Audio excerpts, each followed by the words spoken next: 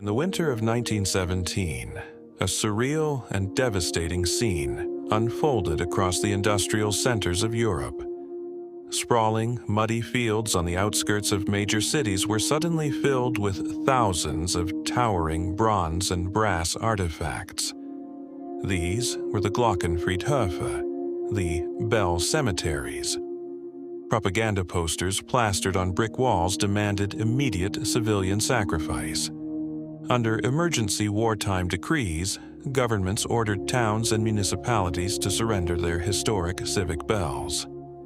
From the grandest cathedrals to the smallest village squares, centuries-old metallurgical masterpieces were unceremoniously hurled from high towers, shattering against the cobblestone streets below before being loaded onto rail cars. The official historical narrative insists this was a desperate logistical measure. We are told that nations locked in the grinding machinery of the First World War were facing critical shortages of raw materials. The British naval blockades had cut off access to global supply chains.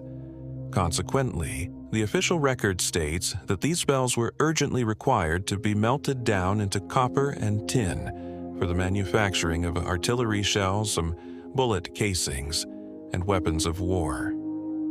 Mainstream historians brush this mass destruction off as a tragic but necessary casualty of global conflict. However, when we begin to cross-reference the established metallurgy, the science of acoustics, and the timeline of the emerging financial elite, a series of glaring, logical inconsistencies begins to emerge. First, we must examine the materials. True bell metal is a highly specific bronze alloy, typically consisting of 78% copper and 22% tin. Brass, another common material, relies on zinc. These are inherently soft alloys. They make terrible materials for high-impact ballistic weaponry. By 1917, industrial steel production was already highly advanced, and nations were mass-producing superior, hardened armaments. While it is an established historical fact that tin and copper were scarce, military records reveal an incredibly bizarre prioritization during the collection process. Historical preservation committees initially attempted to categorize the bells. They created a system, classes A, B, C, and D, intended to protect the oldest, most historically significant bells from the furnace. Yet, as the war progressed, these protections were systematically ignored. Even the most intricately tuned, irreplaceable artifacts of the 17th and 18th centuries were deliberately downgraded by authorities and sent to the melting pots. Why specifically target the highest-tuned resonant artifacts of the previous eras, rather than simply stripping cities of non-acoustic copper roofing, ornamental statues, or basic industrial scrap?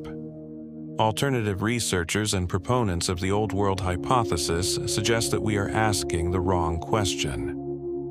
They theorize that the raw material was not the primary target. The target was the object itself. To grasp this alternative motive, we have to understand the staggering complexity of what was actually destroyed. The science of bell founding, known as campanology, reveals that a civic bell is not merely a cup of poured metal. It is one of the most advanced acoustic instruments ever engineered by human hands. When a master bell is cast, it does not produce a single note. It produces a fundamental strike tone, accompanied by a highly specific series of overtones, a prime, a tierce, a quint, and a nominal octave. To achieve this perfect harmony, the founders had to cast the bell with microscopic precision, then place it on a massive lathe, carefully shaving away millimeters of metal from the inside to align the frequencies. The geometry required to tune a 50-ton bell so that its overtones harmonize perfectly is a feat of advanced mathematics. Did a supposedly primitive society expend that much engineering effort and impossible logistical manpower just to hoist 50 tons of metal into a tower simply to tell the time, or to merely summon villagers for weekly gatherings? That localized function could be achieved with a device the size of a bucket.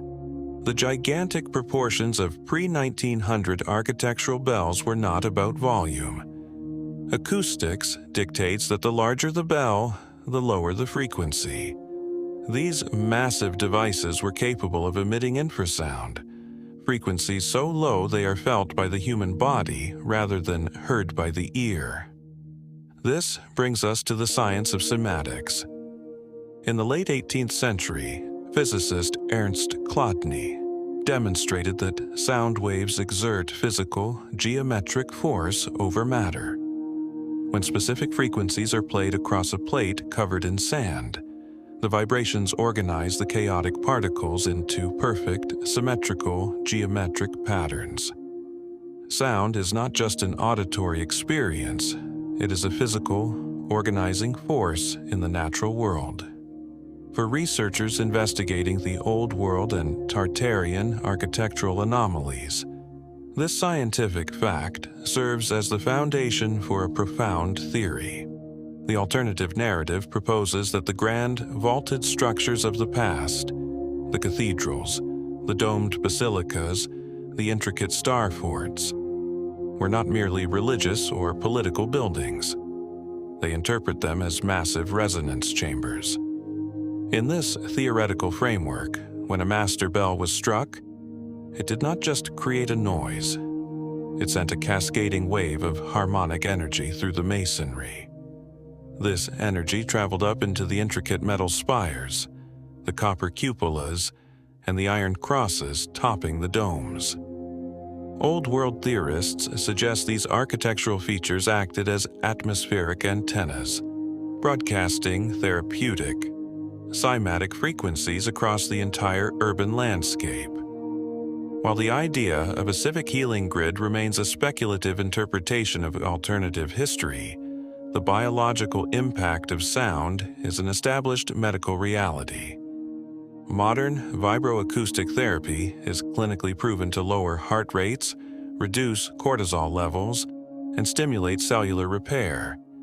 Certain low frequencies can increase bone density and accelerate physical recovery. Furthermore, in the field of acoustic botany, researchers have documented that plants grow noticeably larger, faster, and more robust when exposed to specific audio frequencies. If we entertain the Old World hypothesis, the citizens walking the streets of these ancient cities were continuously bathed in an invisible field of biological harmony. The civic soundscape was designed to optimize the human nervous system. But an independent, highly resilient populace is difficult to control. A society that relies on natural, environmental harmony does not generate profit for a centralized medical or energy establishment. To understand why this acoustic grid might have been deliberately dismantled, we must look at what else was happening in the exact same decade as the Great Bell Melt. The 1910s marked a ruthless, documented consolidation of wealth and power by a handful of elite financial families. In 1910, the Carnegie and Rockefeller Foundations heavily funded a document known as the Flexner Report. This is not a conspiracy theory. It is a matter of a historical record. The Flexner Report evaluated medical schools across the United States and Canada, and its findings were used to systematically shut down hundreds of institutions that practiced homeopathy, naturopathy, eclectic medicine, and electrotherapy. John D. Rockefeller, who had built his empire on Standard Oil, was heavily invested in the emerging pharmaceutical industry, which derived its new, patentable drugs directly from petroleum byproducts. The Flexner Report successfully standardized medical education to focus almost exclusively on this new, allopathic, chemical-based model. Any doctor who refused to conform lost their license to practice, For those studying the Old World timeline, this historical event is the smoking gun. To create a multi-billion-dollar market for synthetic, patentable pills, the natural environmental immunity of the population had to be compromised. You cannot sell a cure to a population that never gets sick. Simultaneously, J.P. Morgan was monopolizing the electrical infrastructure. The financial elites were building a meter-based economy. Any technology that relied on free, decentralized, or atmospheric energy was an absolute threat to this new paradigm. In 1917, the very same year the government decrees ordered the melting of the bells, Nikola Tesla's Wardenclyffe Tower in New York was demolished and sold for scrap. Tesla had explicitly designed the tower to transmit wireless energy through the Earth and atmosphere. The official reason for its destruction was that Tesla had run out of funding, and the site was being seized to pay his debts at the Waldorf Astoria. In the Old World narrative, these events are inextricably linked. The destruction of Wardenclyffe, the Rockefeller takeover of medicine via the Flexner Report, and the confiscation of the acoustic bells were not isolated incidents. They are viewed as a coordinated effort to erase the decentralized technology of the past. However, tearing down every tower and dismantling every dome would have sparked mass civilian unrest. The spires could be quietly altered, but the giant acoustic generators, the bells, remained highly visible, deeply cherished civic anchors. As long as those instruments existed, the people could still initiate the resonance.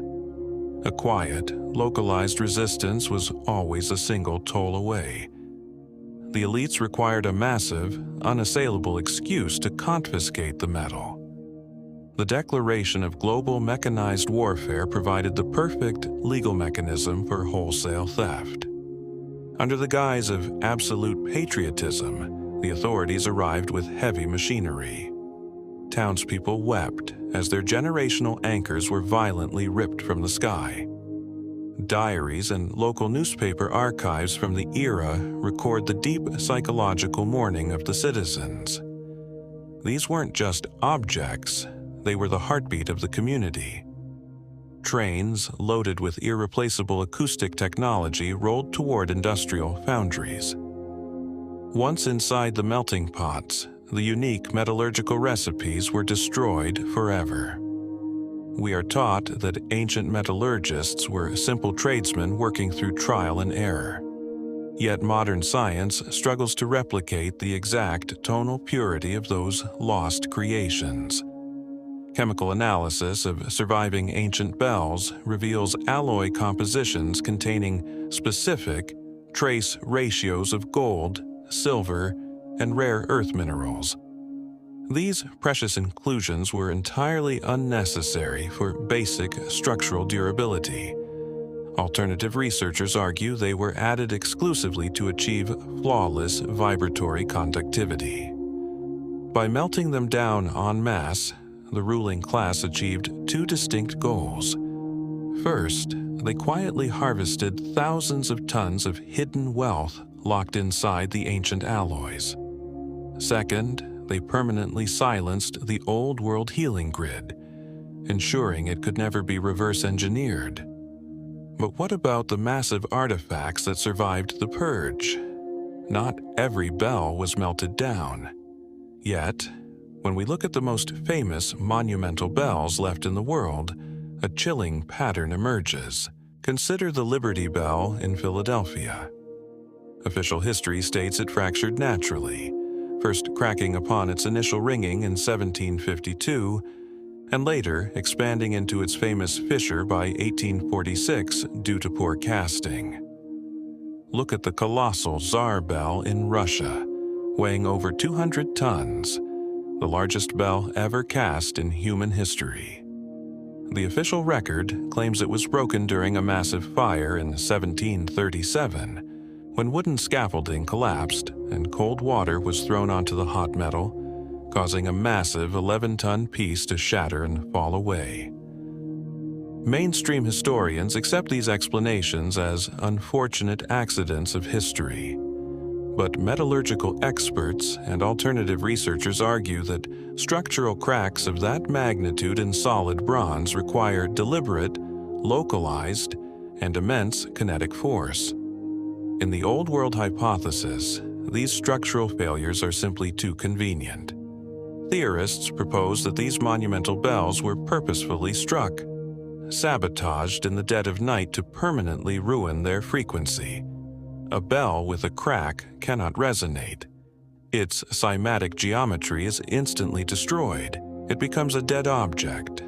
By displaying these damaged relics in city squares and museums, the new regime sent a subconscious psychological message.